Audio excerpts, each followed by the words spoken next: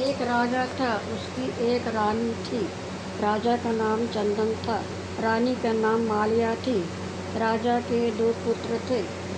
बड़े पुत्र का नाम सागर था, छोटे पुत्र का नाम नील था। एक बार उनके नगर में बाढ़ आ गई। बाढ़ में राजा और रानी दोनों बह गए। राजा ने रानी का हाथ पकड़ा और दोनों साथ साथ बह गए। सागर और नील दोनों पुत्र भी पानी में बह गए।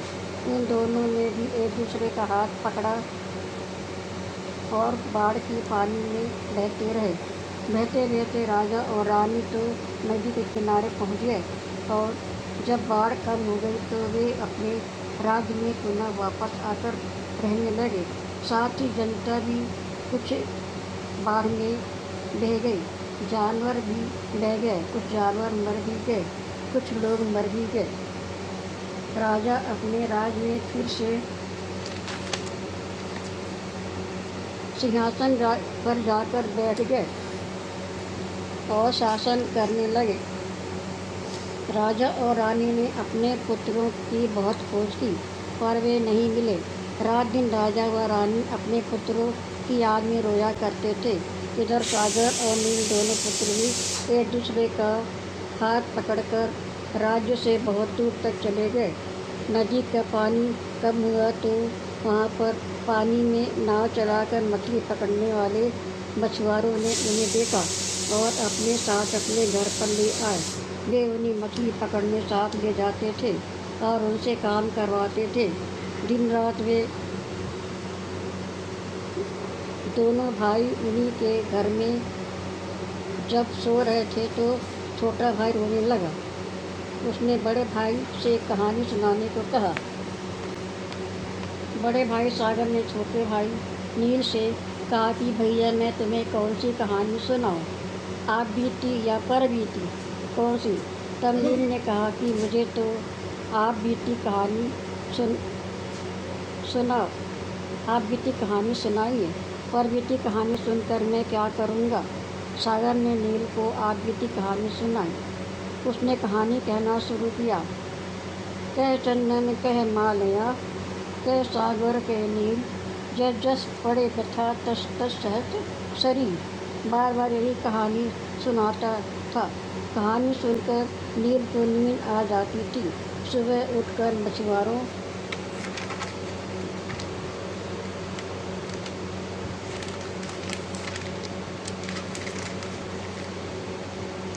मछुआरों के साथ नाव पर बैठकर मछली पकड़ने नदी में जाते थे। एक दिन वे मौका पाकर वहाँ से भागकर अपने नगर में पैदल चलकर वापस आ गए।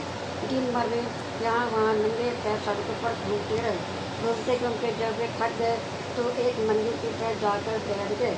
उन्हें देखकर लोग उन्हें भिखारी समझकर कुछ पैसे देने लगे, क्योंकि उनके कपड़े फटे हुए थे, सर के बाल बढ़ गए थे। मैले कुचैले कपड़ों में वे भिखारी की तरह लग रहे थे। मंदिर के पुजारी ने उन्हें शंकर भगवान के मंदिर में देखा तो उन्हें दया आ गई।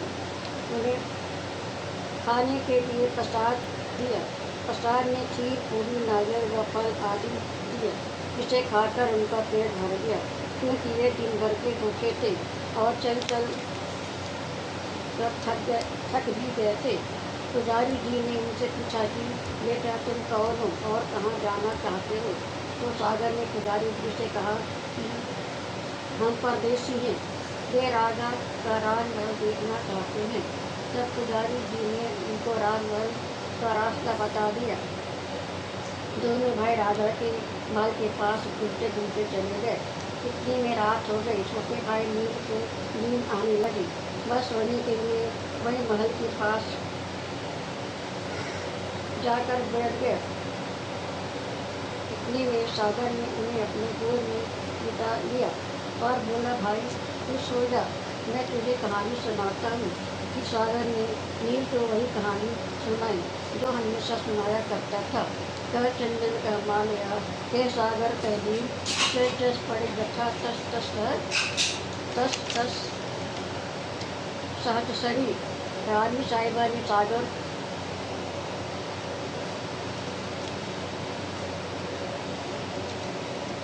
तस तस सहत शरीर। कहानी सुनकर नींद को नींद आ गई, परंतु सागर जागता रहा, उसे नींद नहीं आई। वहीं पास में राजा का एक नौकर सैनिक बैठा था। उसने उनको डांट कर उनको भागने के लिए कहा। सागर ने सैनिक को समझाया कि हम लोग रात खत्म हो जाने के बाद सुबह वापस चले जाएंगे। सैनिक ने कहा कि ठीक है। इतने में महल के अंदर रानी ने इन बच्चों की बात सुनी तो सैनिक से पूछा कि ये बच्चे कौन हैं और क्यों रो रहे हैं, इन्हें मेरे पास लेकर आओ। सैनिक ने कहा कि कोई भीख मांगने वाला है। फिर भी रानी ने कहा कि तुम उन्हें मेरे पास लेकर आओ। सैनिक ने दोनों भाइयों को कहा कि रानी साहिबा आप दोनों से मिलना चाहती हैं, चलो तुम दोनों मेरे साथ। सागर ने डर कर कहा कि हम चोर नहीं हैं, सुबह होने पर मैं अपने भाई के साथ यहाँ से चला जाऊँगा। सैनिक ने उनके मना करने पर भी उनको रानी साहिबा के पास लेकर गया। रानी साहिबा ने नीचे कहा, बच्चों डरो मत, आओ मेरे पास, मैं तुमसे यह जानना चाहती हूँ कि तुम लोग कौन हो। और बार बार रोते हुए बच्चे को क्या कहानी सुना रहे थे। तब सागर ने बताया कि रानी साहिबा को कि यह मेरा छोटा भाई है और मैं बड़ा भाई हूँ। मैं आप की कहानी सुनाकर इसे सुना रहा था। रानी साहिबा ने कहा कि हमें भी वह कहानी सुनाओ। तो सागर ने रानी साहिबा को वही कहानी सुनाई जो नील को सुनाता था। कह चंदन कह मालिया, कह सागर कहनी, जय जस पड़े कथा, तस तस सहत शरीर। रानी साहिबा क्या बन गया। रानी साहिबा ने सागर से उसको और समझाने के लिए कहा। तब सागर ने बताया कि मेरा भाई मैं दोनों बार में बह गए, मेरे माता पिता से हम बिछड़ गए थे। तब रानी साहिबा ने कहा कि तुम्हारी कहानी का मतलब क्या है। सागर ने कहा कि हमारे पिता का नाम चंदन था और माता की हमारी मालिया नाम था। हम उनको उन्हीं की संतान हैं।